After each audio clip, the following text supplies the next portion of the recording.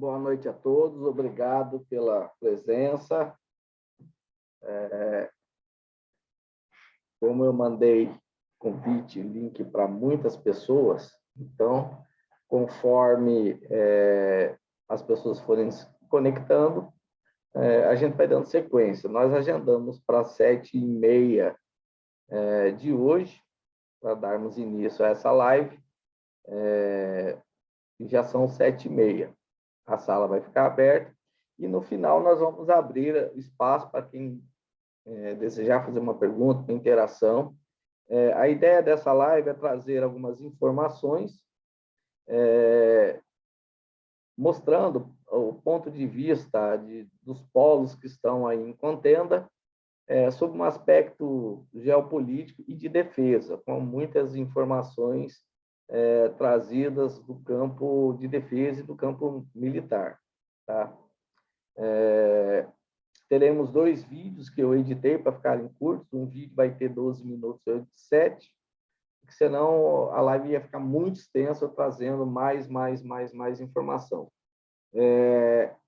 E nós temos também notícias de hoje, notícias de ontem e hoje, que nos chamaram muita atenção e eu entendi por bem adicionar nessa live. Como eu sou professor, eu vou adotar aquela velha metodologia de slides, que é uma ferramenta que eu consigo trabalhar mais à vontade. E eu vou pedir para os participantes, conforme forem aparecendo questões que queiram discutir na frente, que anote aí, olha, esse ponto aqui, depois lá na frente eu vou perguntar, e se tiver ao nosso alcance, com certeza nós vamos responder. Então mais uma vez, muito obrigado. E mais tarde eu vou juntar eu vou subir essa live no meu canal do YouTube. Tá? Colocou lá Alessandro Alves, me acha lá. Então vamos lá, vamos dar início à nossa live.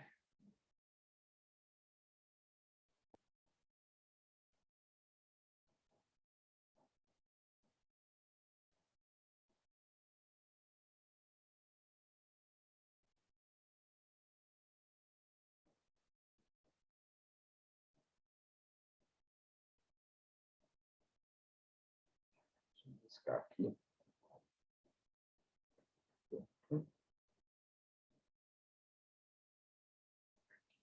Pronto. Bom,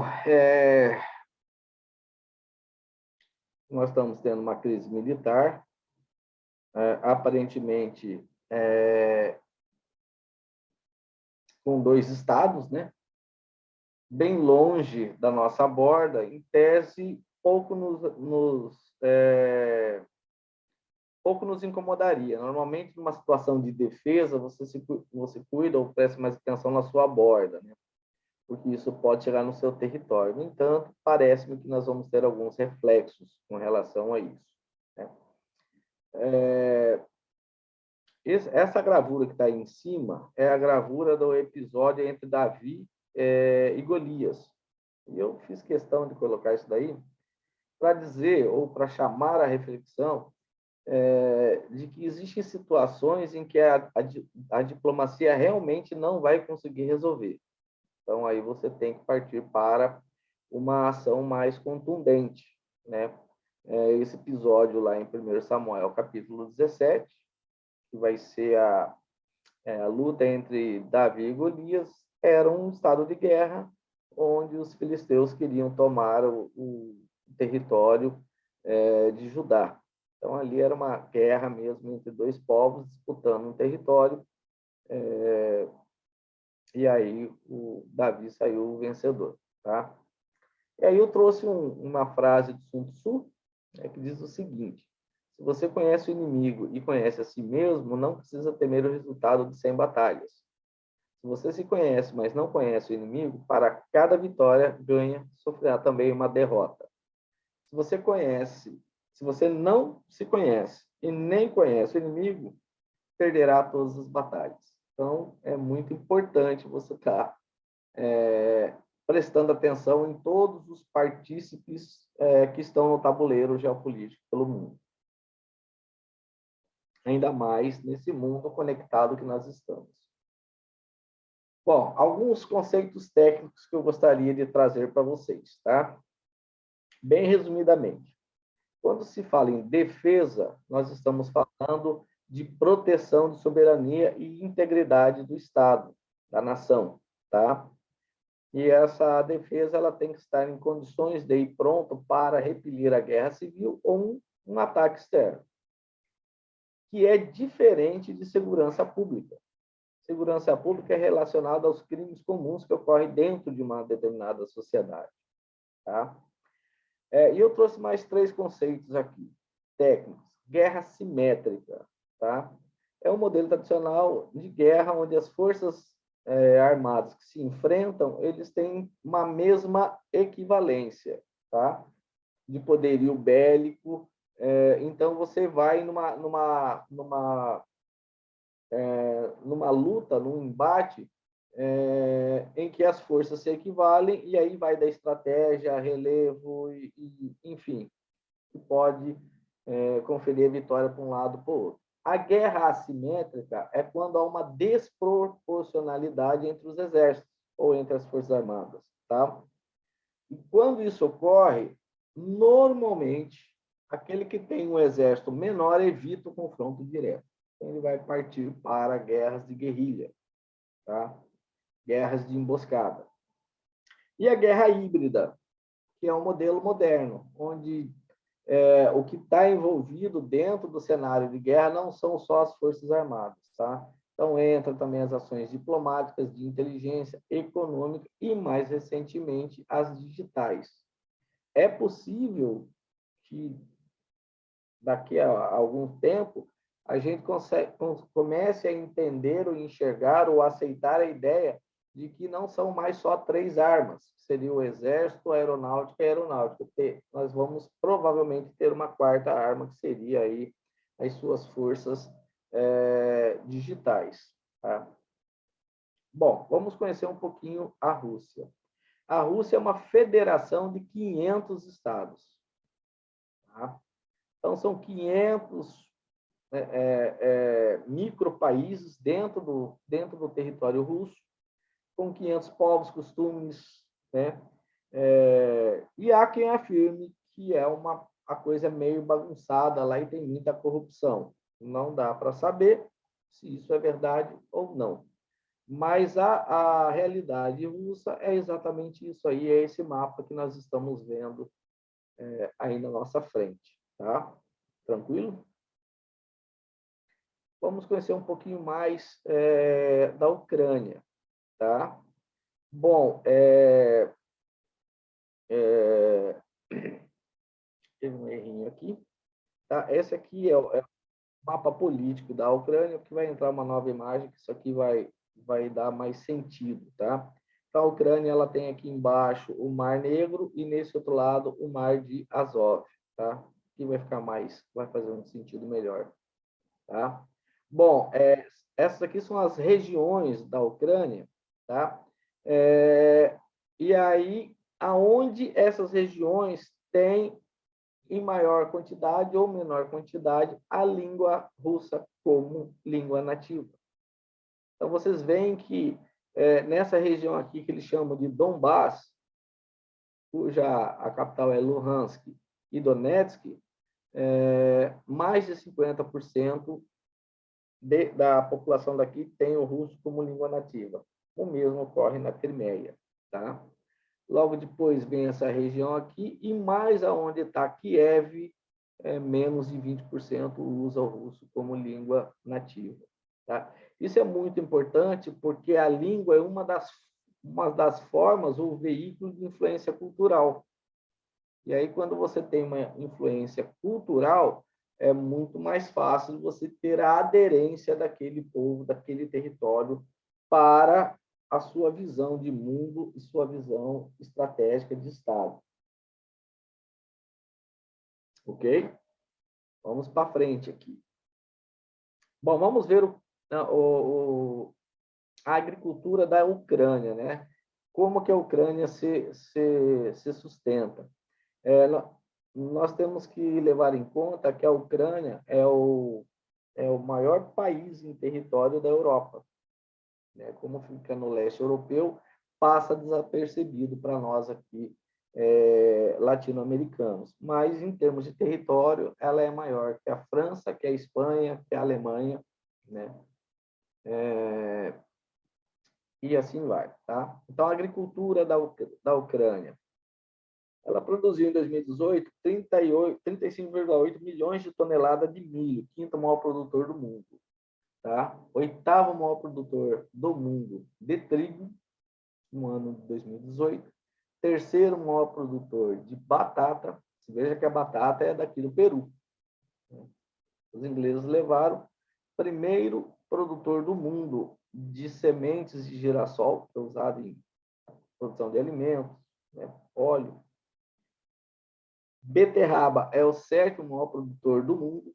Parece meio que sem sentido para nós, os brasileiros, mas o europeu consome o açúcar feito de beterraba, então ele tem um mercado muito importante ali do lado, né? Sétimo maior produtor de cevada, nono maior produtor de soja, 13º produtor mundial de tomate, quinto maior produtor mundial de repolho, e assim vai. Então, a agricultura da Ucrânia, ela é pujante, tá? Ela é muito forte.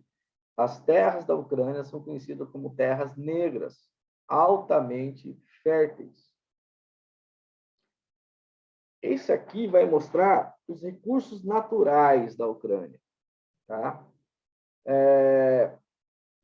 Nessa graduação aqui que eu vou mostrar para vocês, esse tom mais claro significa que tem bem pouco.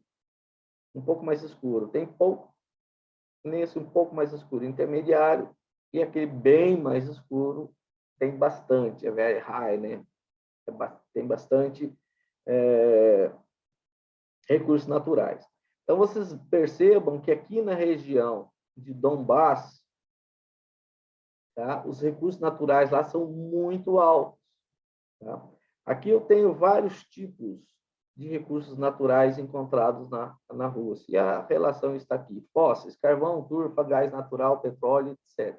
Metálicos, minério de ferro, manganês, titânio, níquel, alumínio, minério de cobre, zinco, terras raras, mercúrio, ouro, urânio, que é muito importante, ouro, não metálicos, grafite, que aqui nós vamos achar o grafeno, fósforo, enxofre, sais de potássio, sais, sal, quartzo, caolino, dolomita, calcário, argila. Então, você veja que, em termos de recursos naturais, a Ucrânia é muito rica, tá?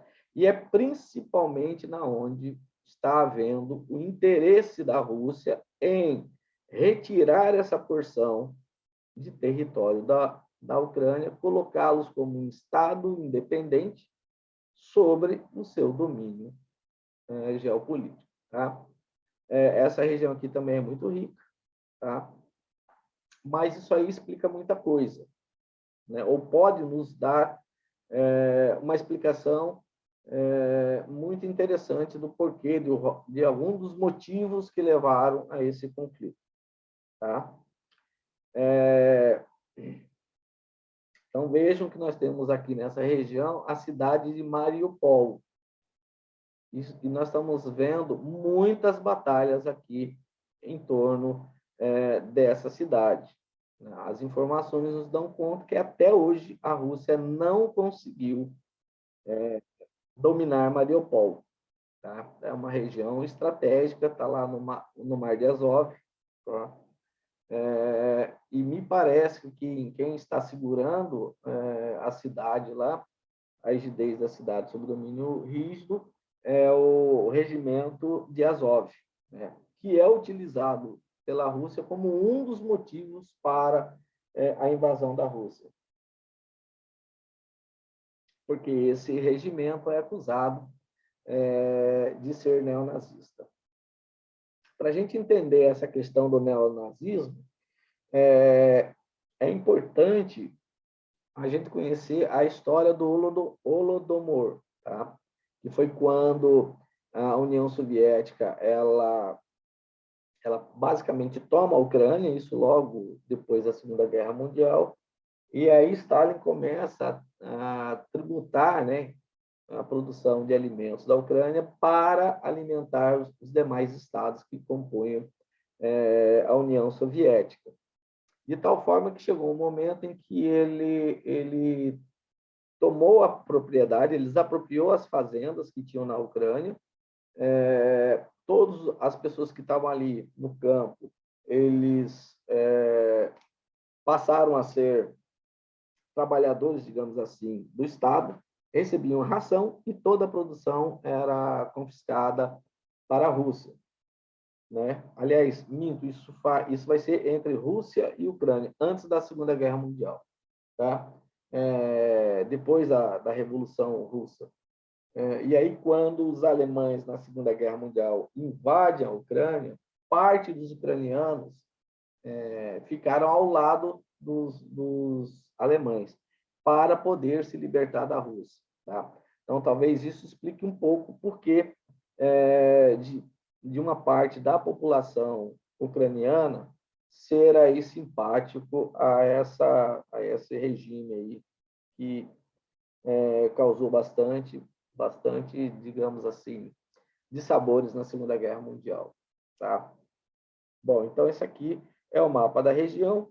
Nós precisamos entender bem aqui que nós temos o Mar Negro. Tá? Aqui na Turquia, nós vamos ter dois canais que vão dar acesso do Mar Negro ao Mediterrâneo. Isso é muito importante para a gente entender essa questão geopolítica. Tá? Então, está aqui o Mar de Azov, o Mar Negro, e aqui nesse canto nós vamos ter dois estreitos, tá? Dois estreitos, que pertencem à Turquia, tá?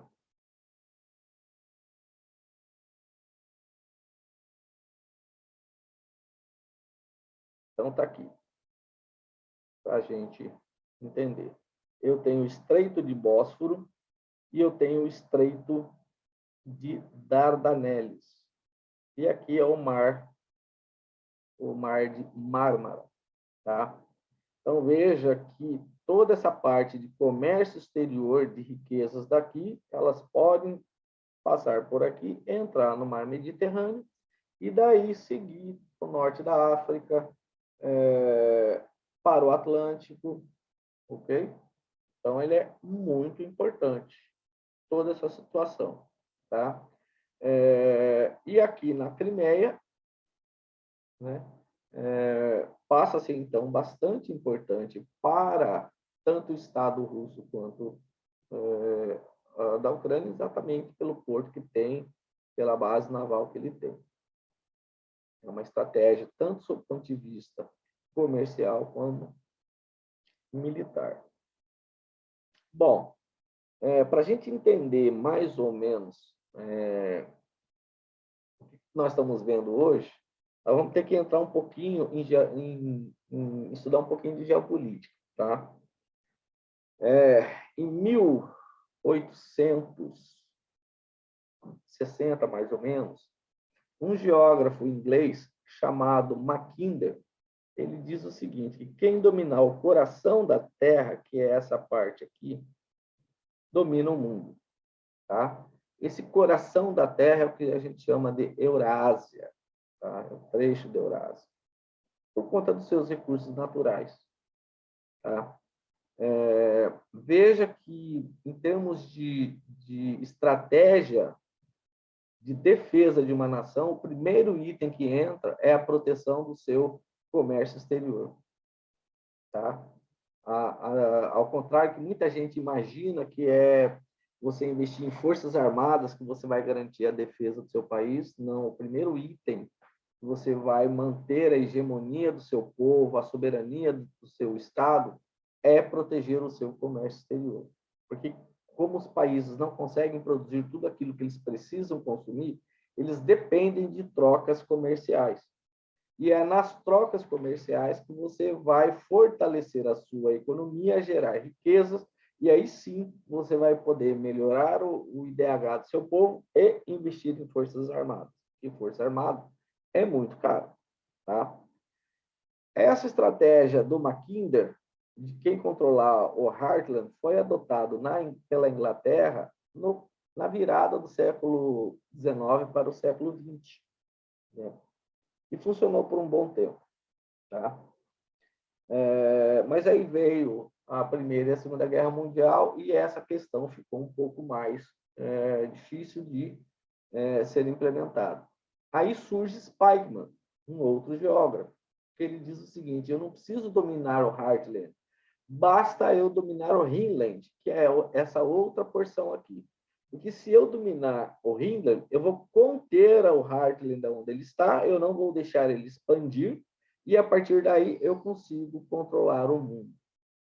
Essa estratégia, chamada estratégia da contenção, foi adotado pelos Estados Unidos e os seus aliados europeus após a famosa reunião de Alta, que é lá na Crimeia, por incrível que pareça.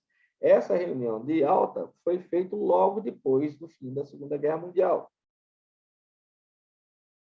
onde a Alemanha foi dividida, surgiu a União das Repúblicas Socialistas Soviéticas, com a Rússia capitaneando, e vai surgir os Estados Unidos com seus aliados. Imediatamente, os Estados Unidos implantam essa geoestratégia e os seus aliados do Greenland, criando vários organismos multilaterais e políticas multilaterais. Dentre os vários organismos que eles vão criar, está a OTAN e o Plano Marshall. De tal forma que eles conseguem controlar o acesso do Heartland aos mares, tanto no Atlântico Norte, como no Pacífico Norte, e aqui embaixo no Pacífico Sul Índico. Está todo mundo aqui. Tá? Tranquilo? Se eu controlo o acesso dessa turma aos mares, o que eu faço? Eu controlo o comércio exterior deles. Eu controlando o comércio exterior deles, eu vou sufocando a economia deles até que ponto que eles perdem a força militar e, consequentemente, a sua hegemonia. Tá? E isso funcionou por muitas décadas, até o famoso 2008, onde há o boom dos Estados Unidos, a quebra, a bolha dos Estados Unidos, e aí a Rússia já se organizando, junto com a China, toma o protagonismo de rivalizar com os Estados Unidos e os aliados. Tá? Então, a gente precisa entender isso, porque isso aqui justifica, inclusive, a importância que tem para a Rússia o acesso ao Mar Negro e ao Mar de Azov, para eles conseguirem chegar aqui no Mediterrâneo e melhorar o seu trade comercial. Ok? Tranquilo? Lembrando que a China já está praticamente nessa parte aqui da África, ela já praticamente domina tudo. Tá? Tanto comercialmente, como politicamente, como militarmente.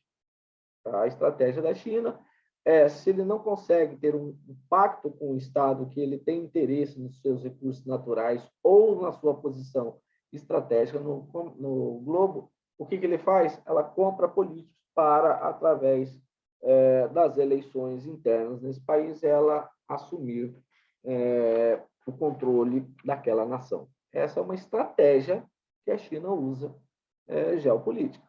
Tá? Então, dessa forma, a Rússia conseguiria, dominando essa região. É óbvio que depois da Ucrânia, o que acontece aqui? O próximo problema da Rússia vai ser com a Turquia, porque ela precisa ter acesso aqui, ali no canal do Bósforo, para poder chegar no Mediterrâneo. Tá? Então, por isso que eu falo, às vezes, você não se preocupa muito com o que está acontecendo do outro lado do planeta, porque você tem que cuidar da sua borda. Então, com certeza, toda essa turma aqui está preocupado com o que está acontecendo, porque pode chegar no seu território muito mais cedo do que você possa imaginar. Nós temos que entender que existem duas formas de um país entrar em guerra. Ou quando ele declara guerra, né? Ou quando a guerra chega até você. Numa você quis a guerra, na outra ela veio, e você não teve opção de evitá-la. Tá? E isso está claro. Né? Então, aos que dizem assim, 2022, século 22, não vai ter mais guerra. Nós estamos vendo aí o que está acontecendo para todo mundo ver.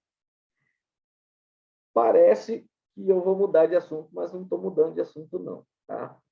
Então, veja bem, vamos ver o Ocidente e o Oriente e o seu interesse na América Latina. O Ocidente a gente pode chamar de globalistas do Clube de Bilderberg, e o Oriente é a turma do eurasianismo. Tá?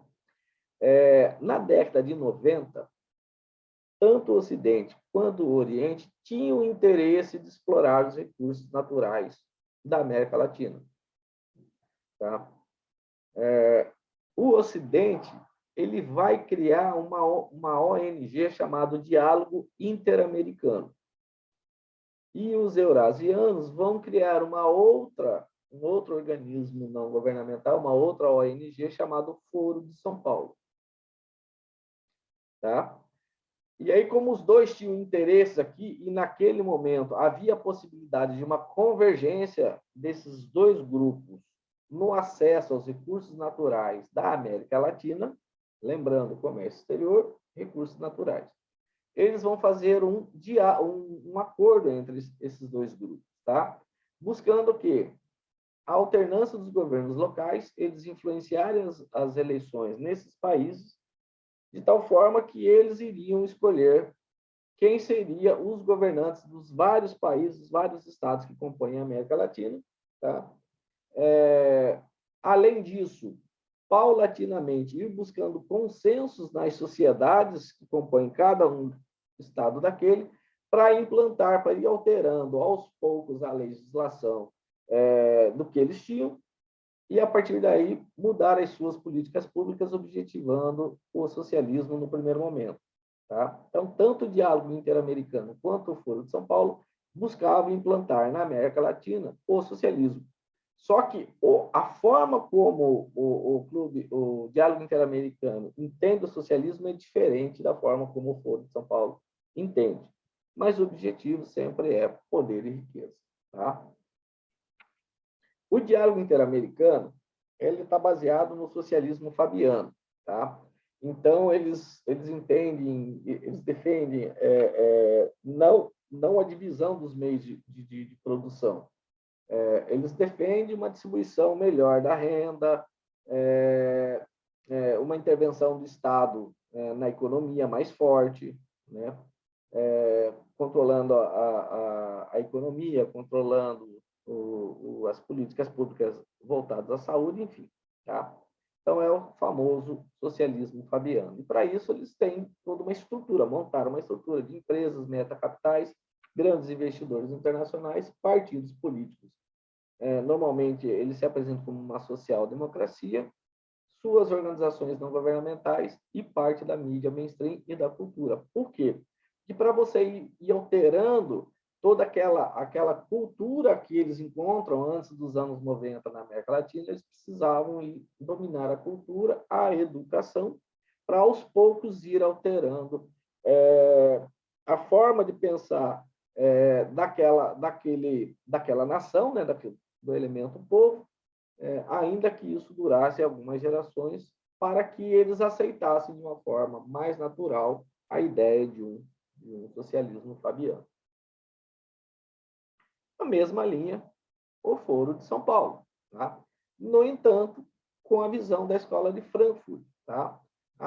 O final deles é aquele socialismo / comunismo lá de Marx, Lenin e de Gramsci. Tá? Então, vai ter uma influência desse pensamento, e aí ele vai montar uma estrutura com empresários que estão alinhados, partidos políticos, ONG, parte da mídia mainstream e da cultura. Veja que nas duas estratégias vão utilizar ONGs, tá? Porque a ONG ela começa a influenciar a sociedade. A partir do momento que você influencia a sociedade, você muda o uso. Você mudou o uso e costume, você muda a tradição, você muda o uso e costume. Você mudando o uso e costume, você muda a lei. Tá? São as fontes primárias do direito. Tá? Isso não quer dizer que toda ONG está vinculado a esses dois grupos aí de pensamento. Mas uma boa parte, sim. Tá? Tranquilo? Isso talvez explica porque em 2016 a China proibiu ONGs que tenham participação de capital estrangeiro dentro do seu território. Só pode existir ONGs chinesas dentro da China. Bom, essa reunião, tá, que foi feito entre o diálogo interamericano, esse acordo entre o diálogo interamericano e o Foro de São Paulo, ela vai acontecer em janeiro de 93 na cidade de Princeton, nos Estados Unidos. Quem foi representar o Foro de São Paulo nessa reunião foi Lula da Silva, e quem foi representar o diálogo interamericano foi o socialista fabiano Fernando Henrique Cardoso. Ok? Tranquilo? Mas eles não estavam falando só sobre o Brasil, tá? Eles falavam sobre todos os países latino-americanos, do México para baixo, eles estavam discutindo tudo, tá? Aí tem mais uma frasezinha ali do Sun Tzu: quando capaz, finja ser incapaz; quando pronto, finja estar despreparado; quando próximo, finja estar longe; quando longe, façam acreditar que está próximo. Tá? Bom, olha só, esse Pacto de Princeton, tá? Então, em 1993, na cidade de Princeton, tá? Vamos dar uma destacada aqui nesse texto, tá? Olha aqui, ó. Os termos do acordo constavam a participação de revolucionários guerrilheiros nas eleições, o controle populacional promovido com esterilizações, estímulos à união homossexual, legalização do aborto, incremento e enfraquecimento da fé católica e evangélica a fim de prevenir ações contrárias ao projeto socialista. Né? E aí é o texto lá do Olhar Direto, né? E criminoso ao estabelecido. Desenvolvimento da teologia da libertação para perverter a fé católica e ardilosamente instrumentá-la em favor das ambições revolucionárias. Provocar enfraquecimento das Forças Armadas e a difamação da Revolução de 1964. Tá? Por quê? Porque o primeiro elemento, quando você quer, isso você vai aprender lá no Príncipe de Maquiavel. Você tem que causar dentro de um país uma guerra civil para ser mais fácil de você capturar. Tá? Se você já encontrar o país com guerra civil, ótimo, você já entra lá e captura aquele país, todo aquele território e tudo mais. Quando aquele país está unido, então você tem que começar a alterar as tradições dele, a cultura deles, para depois começar a causar a divisão entre classes, que daí fica muito mais fácil para você capturar. Então, veja que isso é a receita. Maquiavel já falava desde sempre. Sun Tzu também. Tá? Bom, e aí o que acontece? Haveria uma alternância entre os comandos nos países, principalmente no Brasil, dada a sua influência na região e os seus recursos naturais. Tá? Seria conhecida como a política das tesouras. Ou seja, PT e PSDB iriam passar para a população, que seriam partidos em oposição. Tá? Entendeu? Aí você pergunta, o PT sempre disse que o PSDB era de direita. Na verdade, não. Os dois sempre foram da linha socialista. Tanto é que em 2002, Lula chega a declarar que só haviam partidos de esquerda concorrendo àquelas eleições. Ok? Então, ficou Fernando Henrique sendo eleito e governando no primeiro momento, porque depois de 93, Lula não tinha condições ainda de pleitear o governo do Brasil, chegar ao Palácio do Planalto. Fernando Henrique Cardoso entrega para Lula, tá? E aí esperava-se que depois de Lula voltasse para o PSDB. Bom, essas aqui são as pedras guias da Geórgia. Eu estou trazendo isso daqui porque provavelmente tem alguma conexão com a guerra da Ucrânia. Tá? Inclusive, toda essa história que eu estou contando aqui. Tá? Essas pedras guias, elas estão lá montadas nessa cidade da Geórgia, numa cidade da Geórgia, nos Estados Unidos. Foi mandado fazer também por volta do começo de 1990, tá? A pessoa que vai lá e contrata a marmoraria para construir esse monumento, ele se apresenta com codinome, ele não se apresenta com seu verdadeiro nome. Ele diz, eu vou usar um codinome, não quero me identificar, custou, parece-me, $500.000, e ele pagou, deu o projeto na mão da marmoraria e falou, em cada face eu quero que você escreva esses 10, esse decálogo. Tá? Então, eles foram escritos, tá, em inglês, espanhol, suali, hindu, hebreu, árabe, chinês, russo, babilônico, sânscrito, grego e hieróglifos egípcios. E os 10 mandamentos são esses aí. Tá? Manter a humanidade abaixo de 500 milhões de habitantes em um balanço constante com a natureza. Controlar a produção de maneira sábia, a reprodução de maneira sábia, aperfeiçoando as condições físicas e a diversidade. Unir a humanidade com um novo e único idioma vigente. Controlar a paixão, fé e tradição. Proteger povos e nações com leis e cortes justas. Permitir que todas as nações regulem-se internamente, resolvendo disputas externas de uma corte mundial. Então, internamente, cada Estado resolve seus problemas. No fórum internacional vai ter um governo internacional e uma corte, um governo mundial e uma corte mundial. Evitar leis insignificantes e governantes desnecessários. Então, vai ter lugar para falar que não precisa de ter 5 estados, vamos juntar esses 5 estados num único estado e vamos botar um outro governante aqui. Tá? Balancear direitos sociais com deveres sociais. Tá? Então, aqueles que ficaram o tempo todo só falando, sou portador de direitos, sou portador de direito, vai começar a ouvir, além de ser portador de direito, você também tem dever social. Você vai trabalhar 12 horas, você vai receber uma ração, alguma coisa nesse sentido. Valorizar a verdade, beleza, amor, procurando harmonia com o infinito, aí vem as coisas lá de Kant, não ser um câncer na Terra. Se você for um câncer, você vai ter que deixar a Terra. Dá para entender isso. Ok? Diálogo interamericano, isso aqui eu peguei agora. Tá? Quem são os brasileiros que estão lá no diálogo interamericano? Tá? Então tá a Tabata Amaral, que é deputado federal do PDT de São Paulo. Tá o Luiz Fernando Furlan, empresário de São Paulo, foi até ministro do Lula. Ellen Grace foi ministra do Supremo Tribunal. Fernando Henrique Cardoso. Né? Marina Silva. Jorge Viano.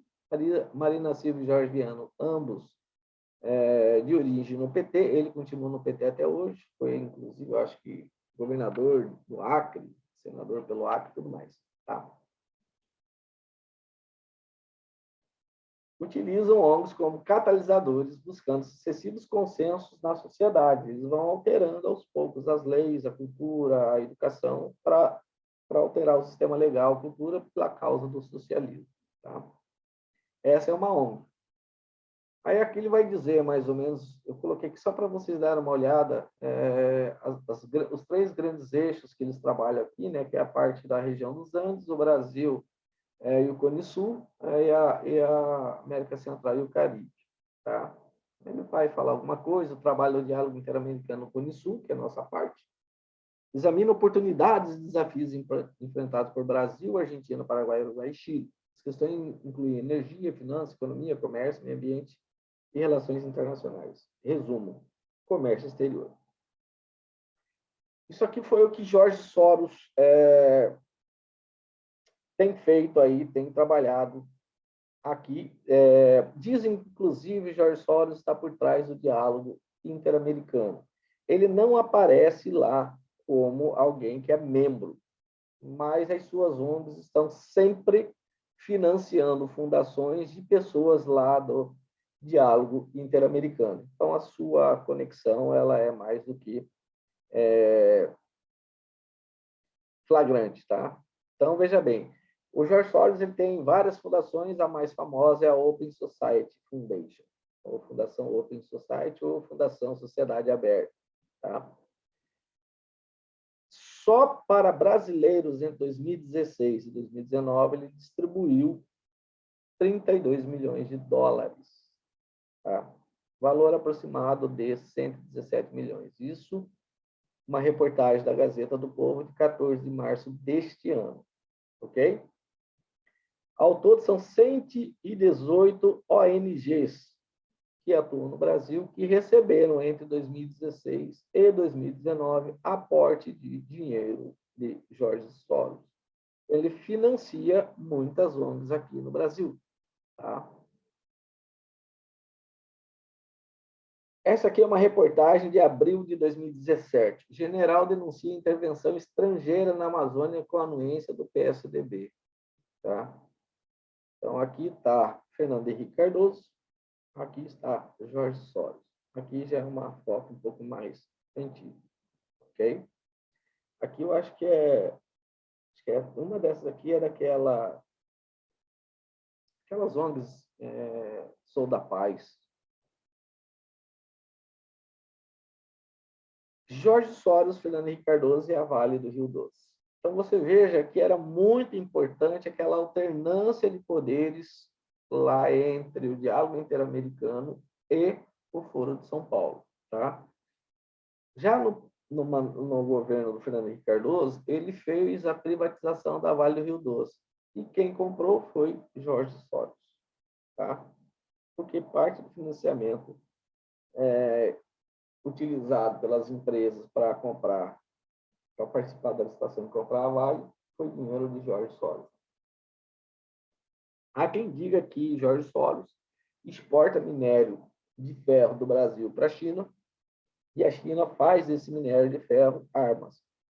Então, Jorge Soros tem muito interesse, né, no minério de ferro brasileiro e também na China. Ok?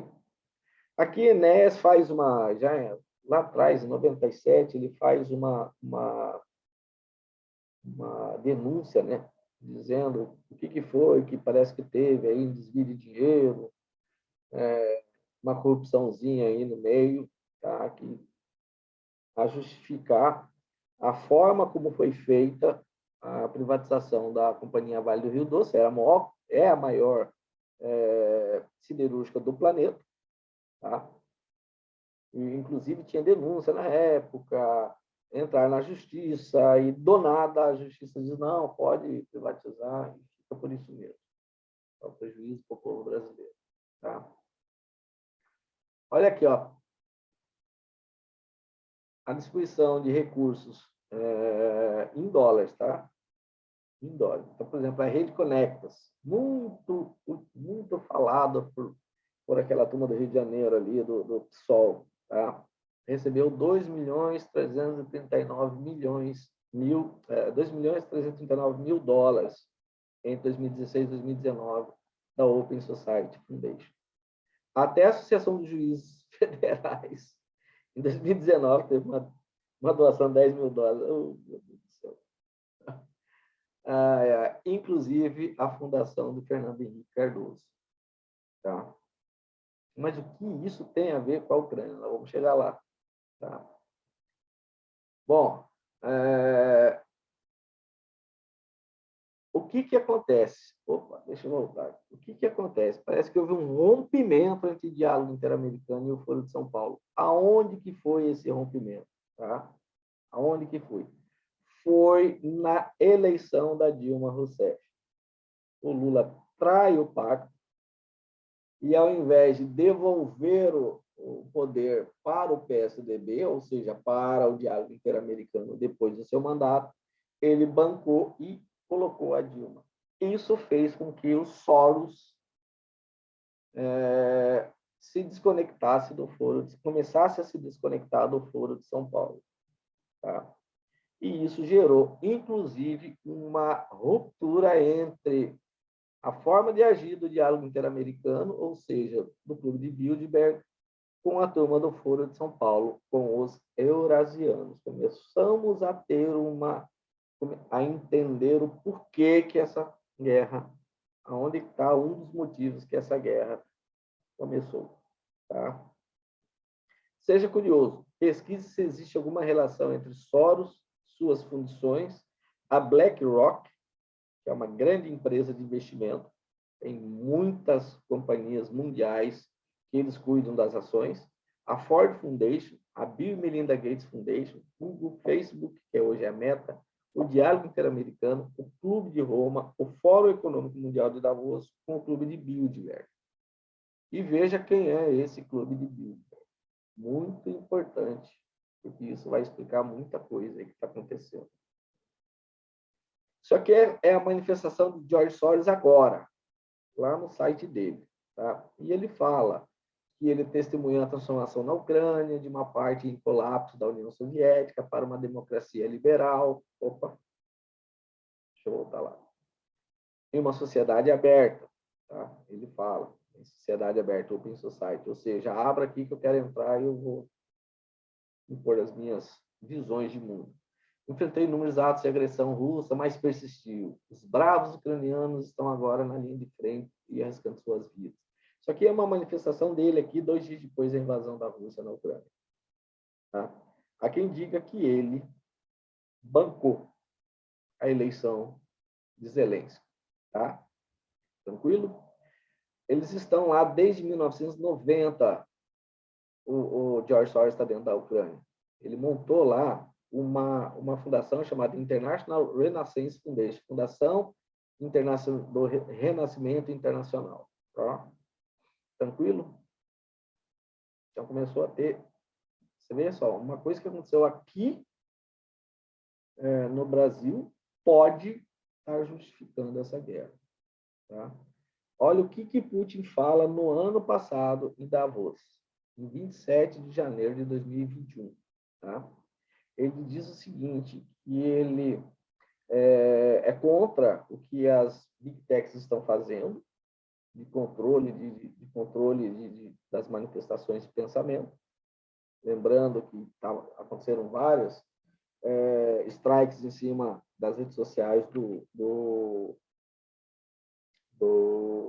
presidente dos Estados Unidos da época, do Trump. Tá? E ele também fala que ele não vai aceitar essa nova ordem mundial que o Ocidente quer impor. Ou seja, George Soros e as suas seu grupo quer impor. Tá? Então, aqui já começa a fazer um alerta. Tá? Um fórum Putin alerta para risco de confronto de todos contra todos. Tá? Isso foi em janeiro do ano passado.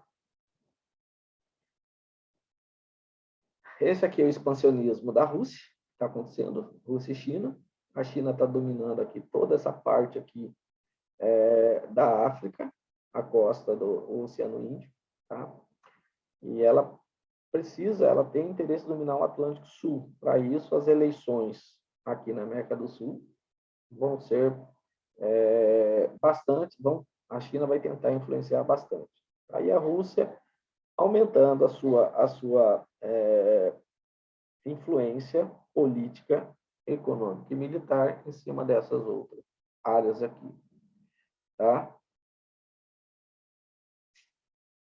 Seria uma nova ordem oriental que esse expansionismo da Rússia e da China e Índia querem impor, que seria o eurasianismo.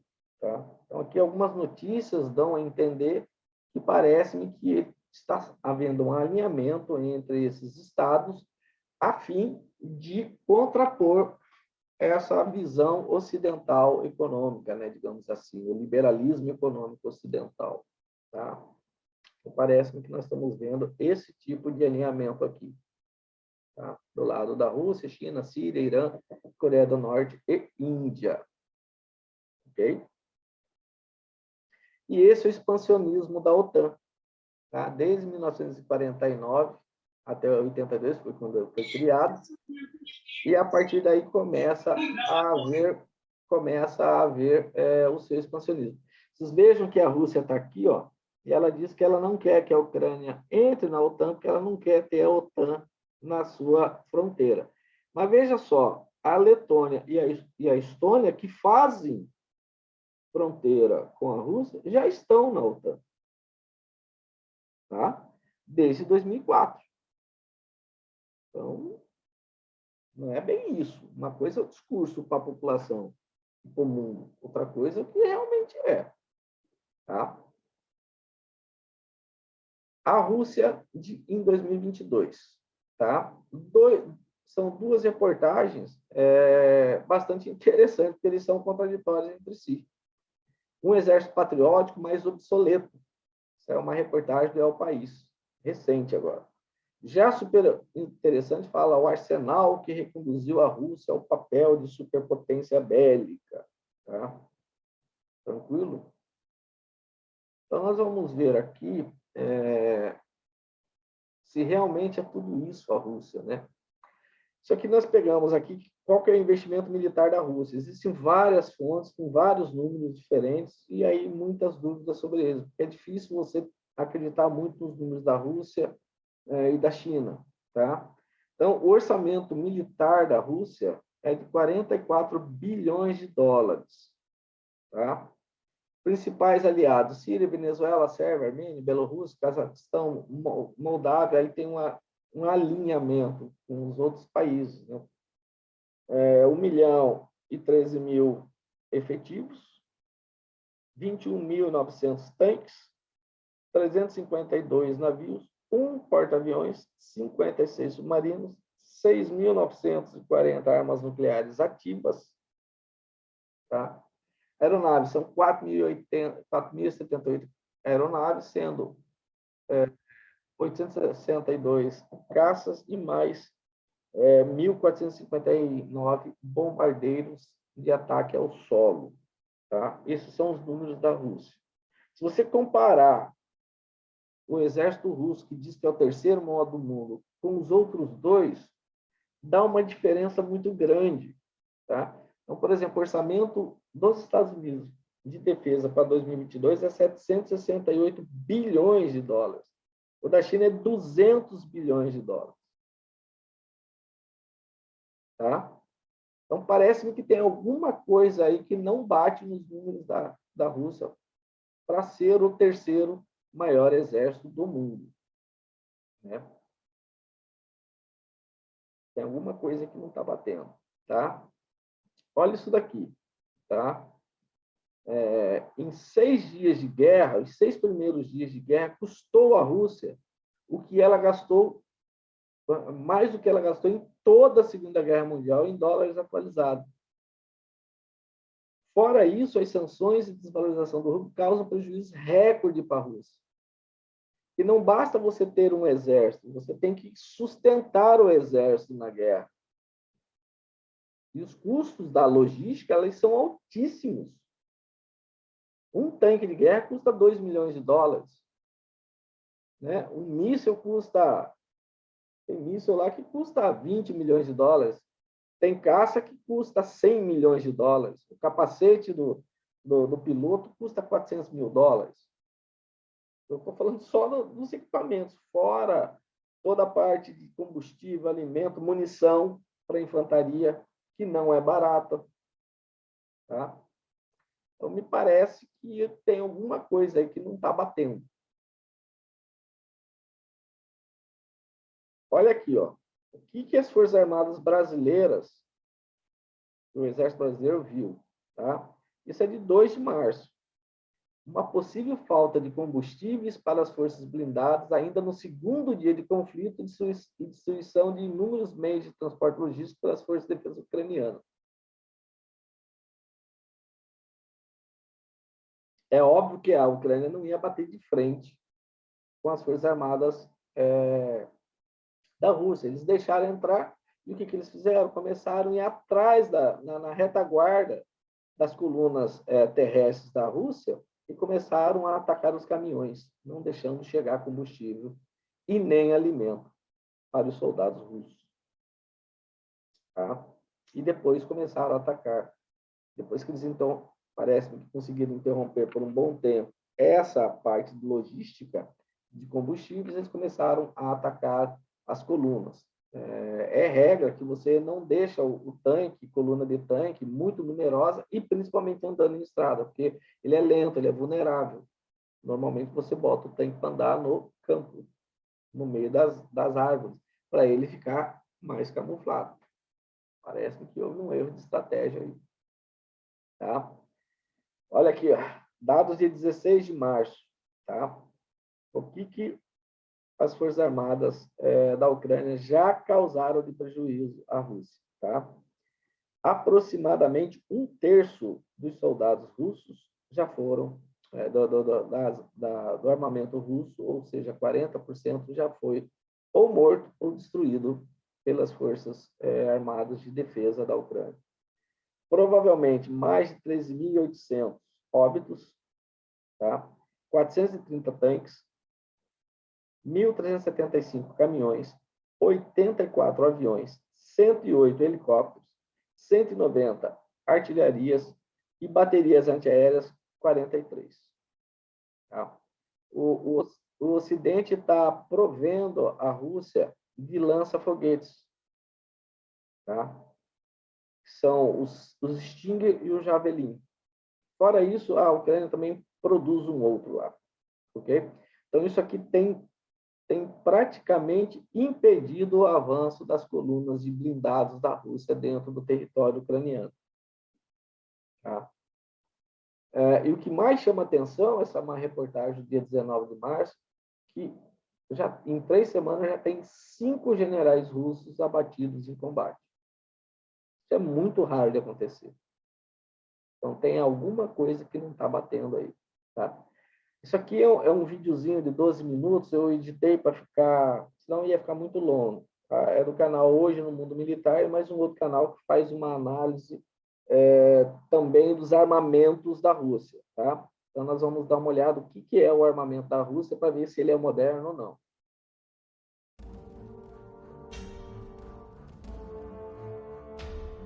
Caros amigos, bem-vindos a mais um episódio de Hoje no Mundo Militar, um canal exclusivamente dedicado à discussão de temas militares atuais.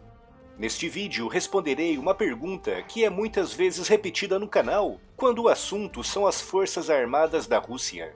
Como é que esse país é capaz de manter tantos gastos militares? Nos anos 80, o mundo assistiu a um aumento ainda maior na já desenfreada corrida armamentista. De um lado, os Estados Unidos, que naquela época vivia um grande crescimento econômico, investindo pesado em armas cada vez mais caras como porta-aviões e grandes submarinos nucleares. E do outro lado, a União Soviética, que apesar de gigantesca e com recursos naturais de sobra, lutava para sobreviver em meio a uma economia extremamente centralizada, estatal e burocrática, que teimava e insistia em regular os preços de praticamente todos os itens vendidos naquele país, desde o preço a pagar por um submarino nuclear equipado com mísseis balísticos, até o preço a pagar pelo tomate na feira. A forma como os líderes soviéticos conduziram a economia daquele país nos anos 70 e 80, gastando o que não tinham nas forças armadas e criando uma máquina estatal cada vez mais pesada e emperrada, levou a uma situação insustentável no início dos anos 90. A União Soviética, pura e simplesmente, já não tinha mais dinheiro para funcionar. A abordagem dada por Ronald Reagan na Guerra Fria, levando os soviéticos a gastarem somas brutais de dinheiro na parte militar, deu resultados em 1991, quando a União Soviética jogou a toalha e se deu por vencida. O Império Soviético, de longe o maior do século XX, desmoronou de forma ruidosa, e das cinzas emergiu uma Rússia cambaleante e economicamente falida. Durante uma década, a Rússia derrapou sem praticamente sair do lugar, mas a situação começou a mudar no início do século XXI, com a subida ao poder de Vladimir Putin. Nos primeiros 12 anos do seu governo, a Rússia experimentou um período de grande crescimento econômico. Em 1999, a Rússia tinha apenas 12 bilhões de dólares em reservas, mas em 2012, as reservas tinham subido para mais de 600 bilhões. E em 2006, o país conseguiu pagar grande parte das dívidas contraídas nos anos 90, transformando-se num dos países menos endividados em todo o mundo. Mas em 2013, a economia russa começou a estagnar, muito por culpa da queda do preço do barril do petróleo. A economia russa é muito dependente das exportações realizadas para a Europa, tanto de petróleo como de gás natural, E com o preço dessa commodity caindo, as receitas da Rússia também caem. Em 2014, a situação piorou ainda mais após a Revolução Ucraniana, que derrubou o presidente pró-russo Viktor Yanukovych. A queda desse importante aliado levou a Rússia a intervir militarmente na Ucrânia, através da anexação da Crimeia e do apoio e do financiamento das forças rebeldes separatistas na região de Donbás, no leste do país. Isso levou a que os Estados Unidos e a Europa aprovassem duras sanções econômicas contra a Rússia. Sanções que, de acordo com os líderes ocidentais, só serão levantadas após a Rússia devolver a Crimeia para a Ucrânia e deixar de financiar os separatistas no leste daquele país. Em 2017, a economia russa tem dado sinais de melhora, com um crescimento estimado de mais de 2%. Mas mesmo assim, a geração bruta de receita naquele país é muito baixa, se comparada com a de outras potências econômicas mundiais. Mas então, como é que um país como esse consegue ter a segunda maior força militar do planeta? Primeiro de tudo, temos que compreender que grande parte do arsenal militar que hoje a Rússia possui foi construído nos tempos da União Soviética. O blindado T-80, com mais de 5.000 produzidos, e o blindado T-72, com mais de 25.000 unidades já produzidas, formam a espinha dorsal da Força Russa de Blindados, e foram quase todos produzidos nos tempos da União Soviética. O T-90, o primeiro blindado projetado e construído após o fim da União Soviética, está presente em quantidades relativamente bem menores, com cerca de 600 a 700 em serviço na Rússia. Em termos de aviões, é basicamente a mesma coisa, com o MiG-29 tendo sido projetado e construído entre os anos 70 e os anos 80, com o projeto do Sukhoi Su-30 tendo sido finalizado no final dos anos 80. Esses dois aviões formam o núcleo da Força Aérea Russa de Caças e pertencem a projetos dos tempos da União Soviética. Outros projetos de aviões russos, realizados após o desmoronamento soviético, referem-se a variações desses modelos, como por exemplo o Sukhoi Su-35, que é uma versão modernizada do Su-27, um avião cujo projeto foi finalizado no final dos anos 70. Na Marinha, a situação também é a mesma, com 95% dos submarinos atualmente em operação na Rússia tendo sido construídos nos tempos da União Soviética.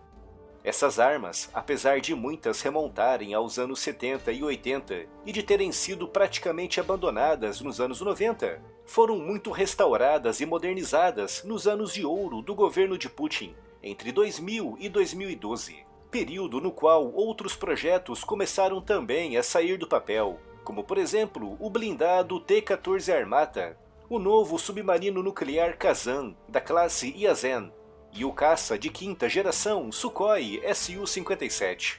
De modo geral, e se olharmos para as forças armadas russas como um todo, cerca de 75% dos seus equipamentos atuais foram produzidos nos tempos da União Soviética, com os 25% restantes tendo sido produzidos principalmente durante o governo Putin, entre 2000 e 2017. Muitos deles, projetos do tempo soviético ou modernizações de projetos daquele tempo.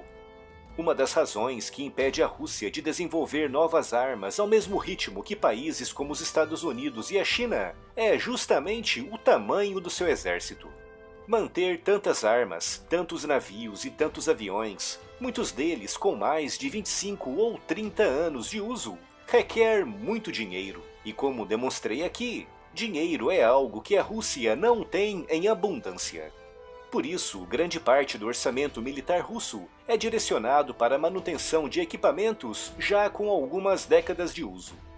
Em 2017, o orçamento russo de 70 bilhões de dólares mantém-se como o terceiro maior do mundo, atrás dos 220 bilhões da China e dos mais de 700 bilhões dos Estados Unidos. Se considerarmos o PIB nominal russo de 2017, esse investimento de 70 bilhões corresponde a quase 5% de todas as riquezas produzidas naquele país. Ou seja, a Rússia gasta na defesa mais do que gasta na saúde e apenas um pouco menos do que gasta na educação. Como a Rússia, com uma economia do tamanho da do Brasil, mantém a segunda maior força militar do mundo? Esse é o Visão Libertária, sua fonte de informações descentralizadas e distribuídas. A essa altura, já está claro para todos que a invasão russa da Ucrânia foi um fracasso militar. A Rússia continua avançando sobre seus alvos, e pode até ser que, efetivamente, conquiste toda a Ucrânia. Mas o tempo, que era fator crucial para o sucesso desta guerra, já passou. Os motivos para esse fracasso parecem cada vez mais apontar para a burocracia russa. Falamos sobre isso no vídeo Analista do FSB desabafa, situação russa é muito pior do que parece, que, aliás, foi confirmado como sendo de uma fonte legítima. Devemos falar sobre isso em um vídeo próximo. Ainda assim, é impressionante como as Forças Armadas russas, a segunda maior do mundo, simplesmente não conseguem avançar sobre a Ucrânia, que, segundo a maioria dos rankings, fica num distante 22º lugar. Será que a força militar russa realmente existe? Ou depois de tantos anos relapsos sobre estruturas burocráticas socialistas, altamente corruptas, tudo que existe são só números? Seria a Rússia um urso de papel? A forma de medir o tamanho de um exército ou das forças armadas de um país pode ser enganoso, porque existem vários indicadores. O que é melhor? Você ter mais soldados, ter mais tanques, ter mais aeronaves, ter mais submarinos? Lógico, tudo isso vai depender da guerra que se for travar. Mas existem especialistas que usam métricas objetivas baseadas nesses indicadores. Usando a métrica da revista Business Insider em 2021, vemos que as forças militares americanas são as maiores do mundo. Tem 1.400.000 soldados ativos, isso fora reservistas conscritos, 9.000 tanques, 14.000 aviões, 72 submarinos. Em segundo lugar estão as forças russas, com quase 800.000 soldados ativos, 16.000 tanques, 3.500 aviões, 55 submarinos. Em terceiro lugar vem a China, que hoje tem 2.300.000 soldados ativos, 9.000 tanques, quase 3.000 aviões, 67 submarinos. E depois continua a lista. Distantes depois desses três primeiros vem o Japão, Índia, França, etc. Vou deixar o link do ranking completo nos comentários. Lógico, como explicamos, esse ranking pode ser enganoso. Algumas pessoas podem contestar. A China tem mais soldados ativos que todos os demais. A Rússia tem mais tanques que todos os demais, mas não vai encontrar muita gente que discorde frontalmente dessa ordem. Agora, forças armadas são coisas caras, é preciso ter muito dinheiro para comprar armas, treinar pessoas, pagar o salário de todo mundo, mas também para manutenção, para manter essas coisas funcionando. Comprar um tanque e deixar ele parado é certeza que não vai funcionar quando você precisar. Quanto dinheiro esses países têm? E é aqui que vem o problema. Vamos olhar o PIB desses países. O PIB americano, 20 trilhões, o maior do mundo. A China vem em segundo lugar, 14 trilhões. Aí depois disso vem o Japão, a Alemanha, Reino Unido, vem um monte de gente. Só lá na 11ª colocação, quase empatado com o Brasil, vem a Rússia, com um PIB de 1,4 trilhão. 1/10 dos chineses, 15 vezes menor que o americano. E isso, lógico, acaba se refletindo no gasto desses países com as forças armadas. Os Estados Unidos gastam 600 bilhões de dólares todo ano com as suas. A China gasta 200 bilhões. A Rússia, apesar de estar militarmente no meio dessas duas, gasta apenas 80 bilhões. E mesmo isso é um esforço enorme para um país, pois representa mais de 5% do PIB, muito maior que a média dos países em período de paz, que gastam entre 1% e 2%. Mesmo com esse esforço enorme da Rússia, mesmo com o sacrifício dos indivíduos russos, que certamente, se tivessem poder de decisão, preferiam gastar esse dinheiro com outras coisas, é de se pensar como as forças armadas russas conseguem ser o número 2 do mundo gastando tão pouco. Veja, a China, que é a número 3, gasta 200 bilhões, a Rússia gasta só 80. Eles descobriram formas extremamente econômicas e eficientes de fazer manutenção? Eles usam mão de obra escrava? Qual é o segredo da Rússia? Bem, o segredo é simples, eles mentem. Ditaduras socialistas corruptas conseguem mentir com muita facilidade. Eles, de fato, herdaram muito a força militar da era soviética. Naquela época, o percentual do gasto militar era ainda maior do que é hoje, o que inclusive contribuiu certamente para o colapso da economia da União Soviética. Mas, lógico, isso se trata de um monte de equipamentos dos anos 1960, 1970. Coisa velha, cacareco velho. Será que isso ainda é usado hoje? Sim, a maior parte dos tanques e armas convencionais russas são ainda da época soviética. O número de tanques que entra naquela conta lá só é tão alto porque é um monte de tanque da época soviética. É lógico, eles têm também material mais novo. Houve um processo de modernização iniciado em 2008 que durou até 2012. Falamos sobre isso no vídeo A Ucrânia pode ganhar a guerra contra a invasão russa? Esse processo parou justamente porque esbarrou na enorme corrupção dentro das forças armadas russas. O fato é que sim,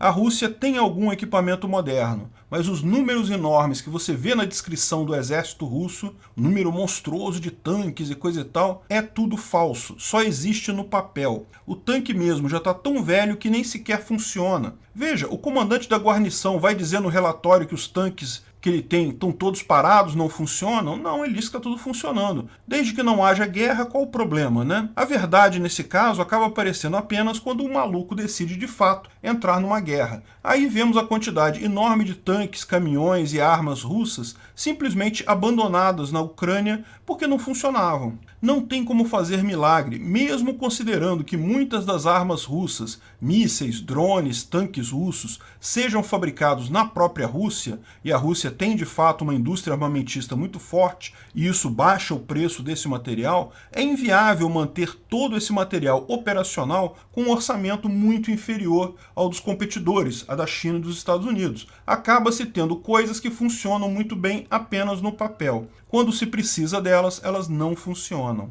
Mas não ache que isso é apenas no exército russo. Um fator que tem levado ao enorme atraso na invasão russa é a falta de supremacia aérea. Em guerras em que um lado é muito superior ao outro, esse é geralmente o primeiro objetivo dos invasores. Os Estados Unidos fizeram isso em todas as suas guerras e invasões no Oriente Médio. Um país tem a supremacia aérea quando o outro país não consegue usar seus aviões e suas defesas antiaéreas. Portanto, aquele lado consegue usar a sua força aérea de forma impune em todo o território, sem ser detido ou ameaçado pelo outro lado. Isso é relativamente fácil de fazer, quando uma força é muito maior que a outra. Basta usar o fator surpresa e no primeiro dia bombardear todas as pistas aéreas militares do país de forma a impedir o seu uso, danificando a maior parte das aeronaves também e as defesas antiaéreas. A Rússia tentou isso. Lembra o primeiro dia da invasão? Milhares de mísseis foram disparados em direção à Ucrânia, visando alvos militares? Exatamente como os Estados Unidos fizeram no Afeganistão e no Iraque. Tentaram usar o fator surpresa para anular a capacidade de defesa aérea da Ucrânia e sua força aérea logo no primeiro dia. Esperavam obter a supremacia aérea. Mas, como mostram as fotos das pistas militares ucranianas, os russos falharam terrivelmente. Podem ter obstruído algumas pistas, atacaram alguns aviões e baterias antiaéreas,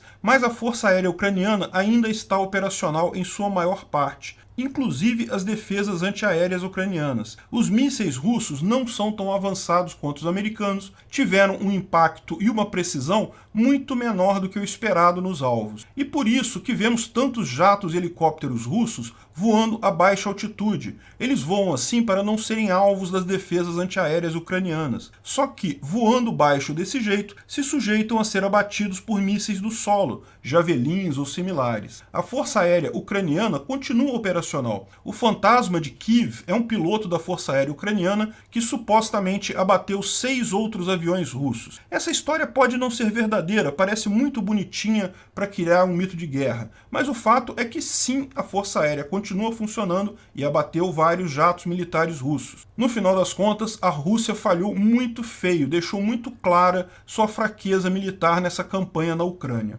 Lógico, apesar de ser muito mais fraca na prática do que o esperado, a Rússia ainda tem uma força considerável e neste momento da guerra ainda é mais provável que ela acabe ganhando da Ucrânia. Mas certamente o ganho militar terá sido em vão. A vitória real eles já deixaram escapar e a Rússia precisa começar começar a pensar como que vai reconstruir a sua economia depois dessa guerra, porque nesse ritmo não vai ter economia para sustentar nem a 100ª força armada do mundo. E para quem acha que a bomba atômica faz alguma diferença, bem, não faz não, por 2 motivos. O primeiro é que essas bombas nucleares também precisam de manutenção e manutenção muito cara, troca de plutônio a cada 10 anos. Existem relatórios que indicam que a imensa maioria do suposto arsenal atômico russo está não operacional. Segundo, é um outro tipo de guerra. Se resolverem usar bombas atômicas, bem, é basicamente um suicídio. A Rússia planejou a tomada da Ucrânia para reafirmar sua força perante o mundo. Está conseguindo apenas mostrar sua própria fraqueza.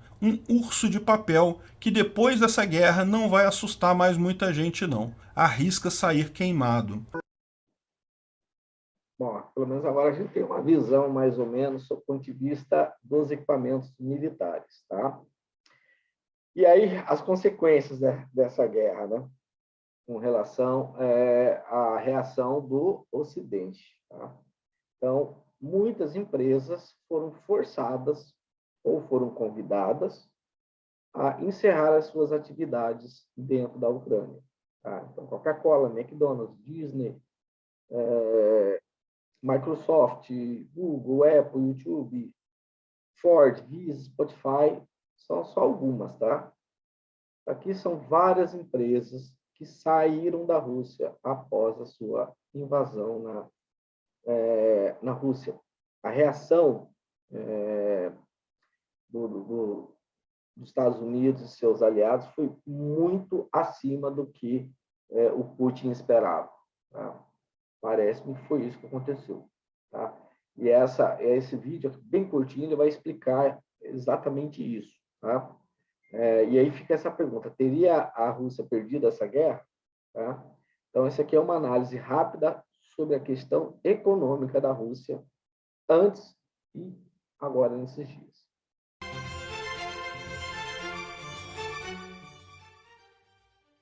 Em 2020, o presidente da Rússia, Vladimir Putin, escreveu um longo texto afirmando que os russos e ucranianos são uma só nação. A separação com o país foi uma desintegração histórica e declarou a Ucrânia atual como um fantoche controlado pelo Ocidente. As origens da Rússia remetem à região ucraniana. Kiev, sua capital, foi uma das primeiras capitais da Rússia, mas ao mesmo tempo os ucranianos têm sua própria cultura e identidade. Há 4 anos atrás, quando a OTAN e a Ucrânia declararam suas intenções de se aliarem, Putin viu isso como uma grande afronta a seus interesses. A integração da Ucrânia na OTAN levaria o país a receber tropas, armamentos e sistemas militares dos países membros, e, portanto, uma expansão ocidental na sua região de influência política e importante região histórica russa. Putin também temia que, caso os ucranianos se juntassem à OTAN, as forças militares lideradas pelos Estados Unidos poderiam tentar reconquistar a Crimeia, região no Mar Negro que foi anexada pela Rússia em 2014, devido à sua proximidade. Todos esses fatores levaram Vladimir Putin, ao longo dos anos, a arquitetar uma invasão à Ucrânia. Como invadir um país e ao mesmo tempo ser imune às sanções econômicas do Ocidente, que poderiam levar a um colapso da economia? Esse era um dos problemas de Putin. Com o intuito de solucionar isso, ele se preparou ao longo dos últimos 6 anos para essa invasão.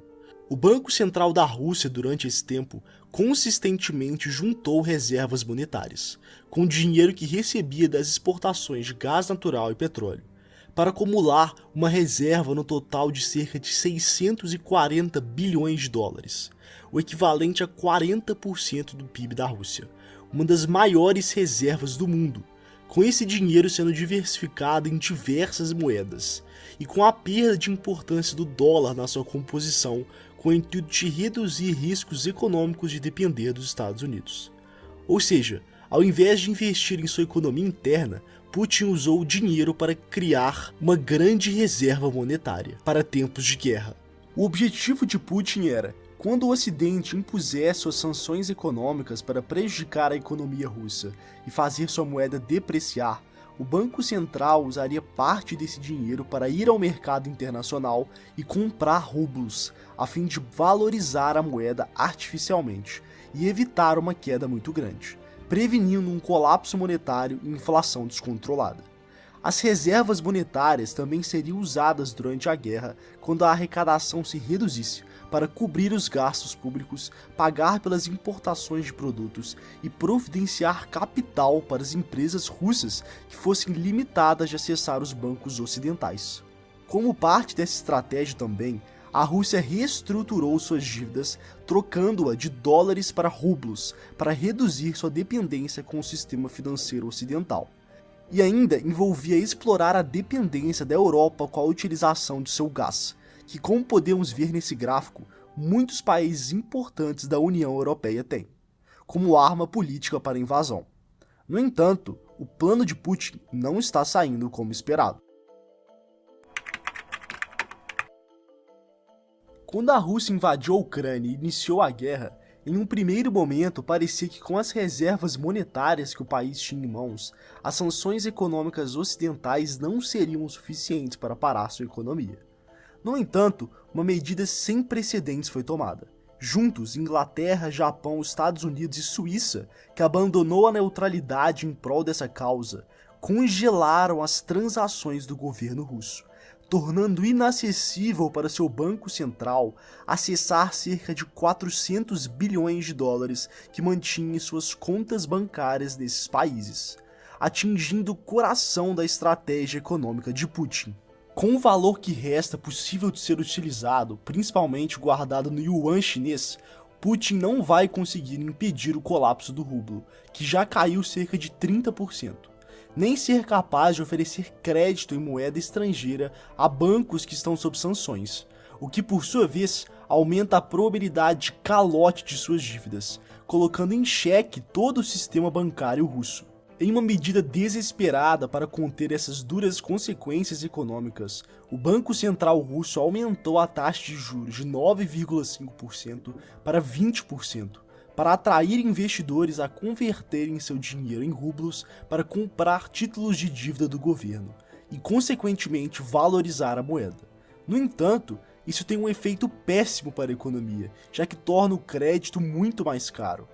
Putin também obrigou os exportadores russos a converterem parte de sua receita em rublos e proibiu que as instituições financeiras vendam seus ativos, manchando a reputação da Rússia com os investidores internacionais. Mas isso não está sendo suficiente para evitar a queda de mais de 40% de seu mercado acionário, inflação crescente e perda rápida da qualidade de vida de sua classe média. Ela sozinha não consegue suprir todas as suas necessidades. Os chineses não produzem microchips de alta tecnologia usados em caças e data centers, nem têm um sistema financeiro robusto o suficiente para transferir a captação de recursos das empresas russas de Londres para Xangai. O próprio sistema financeiro chinês é muito fechado para estrangeiros e por isso não poderia salvar a Rússia das sanções. Mesmo os novos gasodutos que estão sendo construídos para a China não serão suficientes no longo prazo por substituir o consumo de gás na Europa, pois em 2050 é esperado que eles transportem 50 BCM de gás por ano aos chineses. Esse valor, no entanto, é menos do que 30% do que a Rússia vende atualmente à Europa. Além disso, se a China declarar apoio direto à Rússia, ela vai sofrer duras consequências econômicas pelo Ocidente. Segundo o banco americano JP Morgan, é esperado que o PIB da Rússia se contraia 11% em 2022. Estimativas indicam que cada dia de guerra custa em média ao governo russo 20 bilhões de dólares. A desvalorização do rublo está tornando as importações caras e mais difíceis de serem feitas, prejudicando sua classe média. E agora, os Estados Unidos e a União Europeia estão tentando banir as exportações de gás e petróleo russo, que é a principal fonte de receita do país, correspondendo por cerca de 40% das arrecadações do governo. Embora essa medida, se adotada, possa prejudicar a Europa, vai acabar de uma vez por todas com a fonte do dinheiro que financia essa guerra.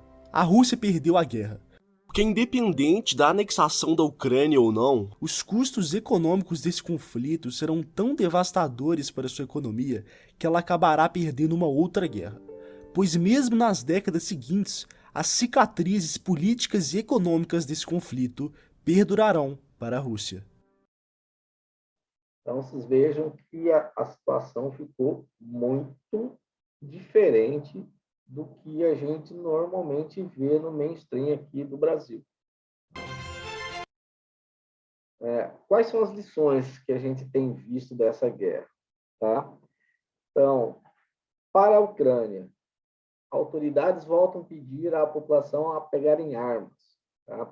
Lembram lá no começo da nossa live que nós falamos a diferença entre segurança pública e defesa? Quando você desarma uma população sob o argumento de melhorar a sua segurança pública, você fica sem uma defesa adequada. Tá? Então, hoje a Ucrânia está mostrando isso para o mundo. A Ucrânia, ministra da Defesa, reforça a aprovação de porte de armas a civis. A Ucrânia distribui armas a civis e pede que moradores resistam com coquetéis Molotov. A Ucrânia faz treino com civis para defesa em caso de invasão da Rússia. Tá? Então, essa é uma das primeiras lições. Uma outra lição que a gente já começou a perceber já na pandemia da Covid, né, quando a China segurou plástico no mundo, chip do mundo, e impactou toda a indústria mundial, é o fato de os países não ficarem muito dependentes de outros países, principalmente em materiais ou matérias estratégicas para a sua economia. Tá? Então, veja ali embaixo, a União Europeia divulga plano para eliminar a dependência do gás da Rússia bem antes de 2030. Tá? França anuncia planos para construir até 14 reatores nucleares. Isso tudo agora, tá? Então, perceberam que para eu eliminar a dependência do gás da Rússia, eu preciso substituir essa fonte de energia por outra fonte de energia. Então, os reatores nucleares vão ser reativados. Tá? Os alemães também estão pensando em mudar a ideia, a sua política sobre energia nuclear. Tá? O petróleo árabe pode ajudar a reduzir a dependência global da Rússia. Tá? A Embrapa do Brasil está buscando outras formas de reduzir a necessidade de importação de fertilizantes. Né? E agora aqui eu falo até como engenheiro eletricista, a forma mais segura e mais barata de se gerar energia elétrica é através das usinas termonucleares, porque elas são pequenas, você coloca do lado da carga, você não precisa de uma linha de transmissão, que é uma parte vulnerável do sistema, né? Numa situação de conflito, se alguém destrói uma linha de transmissão, você pode ter grandes usinas, mas você não tem como carregar essa energia elétrica para os centros de consumo. Então, você tendo, do ponto de vista de estratégia de nação, várias fontes de geradores de energia elétrica do lado da carga, e aí sinto muito, mas a energia solar ainda não consegue suprir a demanda de energia do Brasil, que ela realmente fica em cima, do lado da carga. Resolve o problema para pequenos consumos. Né? Você ter na sua casa, para você gerar a sua própria energia, ótimo. Né? Então, as termonucleares fariam isso aí. Algumas hipóteses, nós estamos terminando. Tá? De um lado, o progressismo do Clube de Bilderberg, seus organismos multilaterais, suas organizações não governamentais, empresas metacapitais, capitalistas, seus bancos centrais, empresas de investimento, objetivando implantar uma nova ordem mundial. Seria um único Estado cujos objetivos estariam grafados nas pedras da Geórgia. Isso é uma hipótese, tá? Interrogaçãozinha ali. Do outro lado, Rússia, China, Irã, Índia, Síria e seus países alinhados ou aliados latino-americanos e africanos propondo uma outra ordem mundial, com base no pensamento eurasiano, para atender os seus respectivos interesses de hegemonia econômico-militar de poder. Nas palavras de Mauro Fagundes, é uma guerra de banqueiros. Tá? Tem interesse econômico dos dois lados. Tá?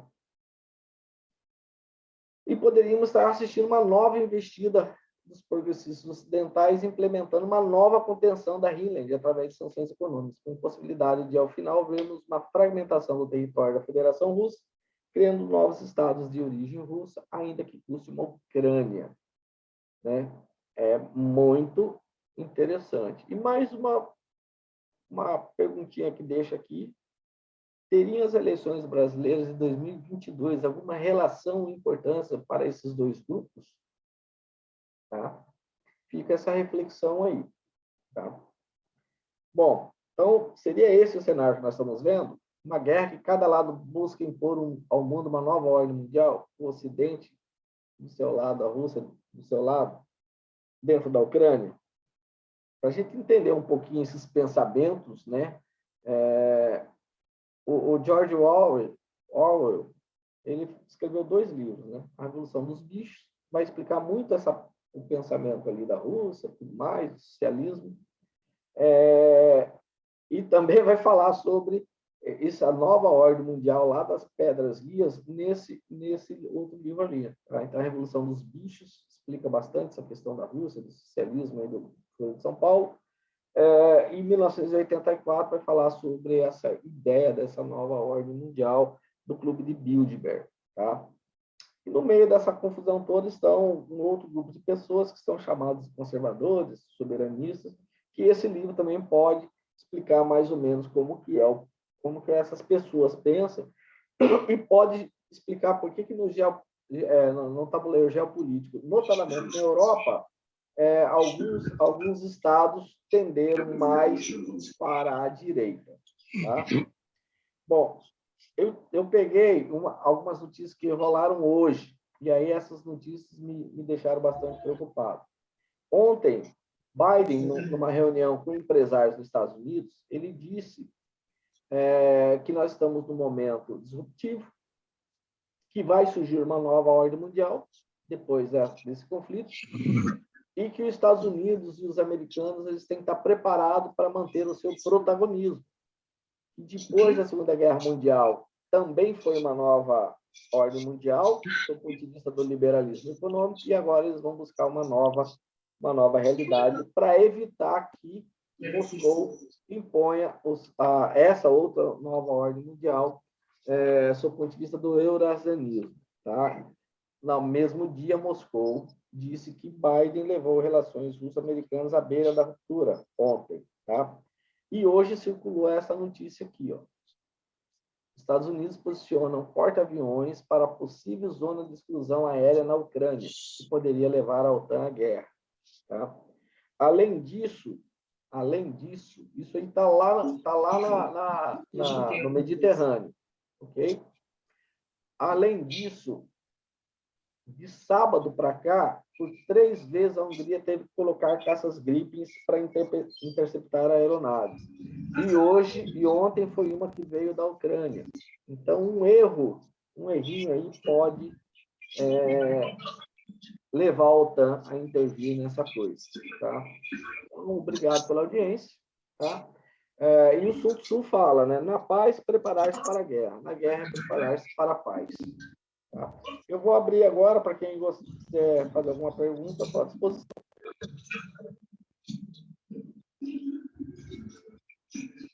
Parabéns, Alessandro.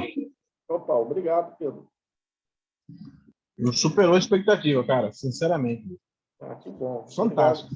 Faz mais disso. Avisa a gente. E, cara, eu estou numa correria essa semana, eu mandei para poucas pessoas. E, puta, mas vale a pena, viu, Alessandro? Obrigado aí, cara. Tá, muito obrigado, Pedro, pela sua audiência. Grande abraço. Obrigado, mano. Fica com Deus aí. Eu também. Tá bom. Obrigado. Bom, não havendo mais alguém que queira usar a palavra, nós vamos dar por encerrado nossa live. Muito obrigado a todos. E amanhã eu vou subir essa live para o irmão Felício, um abraço, para o YouTube. Obrigado a todos.